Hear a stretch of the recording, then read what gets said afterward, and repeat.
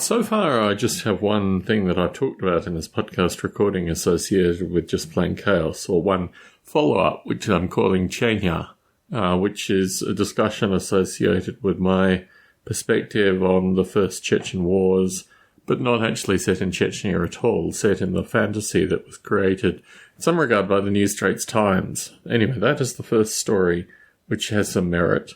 The second story is of the Mushroom Boy, which I've told on other podcasts, but relates to a boy creating a dirty bomb and then running for his survival through an urban environment, which is actually the basis of my urban simulation. I've talked briefly about it in other podcast recordings, but never really expanded upon it, and it doesn't really have a story trajectory currently. It has a series of kind of blotchy ideas that we used for the original software description, which was back in 1997. And since that time, the software has existed in my open source collective and is now called UrbanSim. But it's a story that's always struck me as being a really strong morality play, because the boy not only has to survive in this environment and spend time under houses and a variety of other things, which I don't necessarily know whether they'll feature in the story, because ultimately I'm yet to put anything down, but that is certainly a story that's worthy of some discussion. So, Mushroom Boy, Chenya, antiviral software, which was a really large part in the original Field of Chaos, which is what Just Plain Chaos became and what our friend Che purchased online. So Field of Chaos was mainly about antiviral software and the kind of anti-systemic roots of antiviral software, and the fact when you wrote antiviral software, you oftentimes encountered some very curious people, which was my experience writing antiviral software. So these three things, I think, Chenya, the Mushroom Boy, and antiviral software are three what I will call moral stories that come from Just Plain Chaos in some primary sense, and also can all have games based upon them with the Just Plain Chaos rule system. Now, I've talked very positively initially about Chenya, but I think what this represents for me is probably going to be about 25,000 to 30,000 words, or 35,000 words, that I will have written up probably in the next 3 to 6 months. And that gives me a time frame and a trajectory and something to do, and then possibly take all these writings, the Just Plain Chaos rules, Just Plain Chaos the original writing, and these three morality stories, and publish them all together in something that folks such as our friend Barney Dicker can actually hold in his hands and say, and now I hold these texts. It's interesting that the fictional stories, fictional inverted commas, no, I've never created Dirty Bomb, but I have done antiviral software.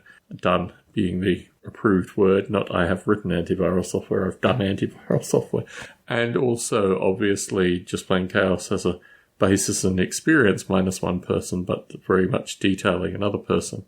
And I think these four things now, 5 things if you count the rule system and the existing writing, exist all together in a book, which makes logical sense, and that means I'll have something that has a physicality that can be talked about, and, Barney Dicker can actively swing it around his house and hit cats and things like that with it. So this need for something physical, and something physical representing some of these ideas, is an ongoing point of concern or point of questioning in my own thinking. But then again, this will be another rule system, well, not another rule system, will be the existing rule system that you can currently get on justplainchaos.com, and the existing writing which you can currently get on justplainchaos.com, and 3 new things that I've described for you here, all of which create interesting points, counterpoints to what I've talked about associated with this idea of creating alternative cultures, which I talk about more in long funk recordings than I do in my Rules Are Better, but is very worthy of points of discussion. And I think with these 3 additional stories, it is something that I can quite comfortably say is my own and has my own devices. I think Chenya in particular has created a series of quite strange moral objections, particularly because a lot of the discussion associated with the First and the Second Chechen Wars are just really brutal. Obviously, you have the Boston bombings coming out of it. You have Beslan, the school siege, and various other things, or the siege in the Moscow theatre and various other things that came out of this and illustrated, if only tens or hundreds of people were dying, was it really a conflict? Well, when I am greeted with that, I write fiction, I think. I think that's the best way of getting around these kind of curious moral objections. And similarly, the Mushroom Boy is full of curious moral objections, and the antivirus software to a lesser extent is full of curious moral objections. It's interesting if I put my writing together, the account that I give in the Phone Hacker John Draper Crunch's bio, chapter 9 perhaps is the section I wrote, actually filters back into this because it goes back into the extreme expression of finding and writing antiviral software, or finding viruses and writing antiviral software.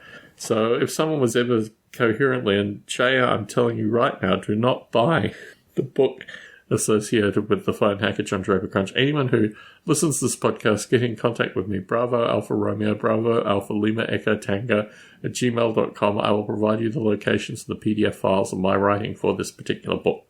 No one needs to pay the $400 sticker price in order to get this book. And my experience with the book is rather curious because I wrote quite cleanly and clearly associated with the objectionable behaviour of this individual in my midst. And then no one actually referenced that. It was a race to the bottom of the journalists to talk about who had been objectionably touched by John Draper Crunch, not the person who'd actually written his bio associated with this thing. Anyway, it's all far too curious, but that would fit into the stream of writing as well as being another data point for folks like Shay to investigate. But here, once again, do not pay for this book. Email me, Bravo Alpha Romeo, Bravo Alpha Lima Echo Tango at gmail.com, and I will get you the PDFs. So you will not have to pay money in order to read about my late teens experiences with a phone hacker. Thank you very much. Tom Barbley in Las Vegas, Nevada, signing out.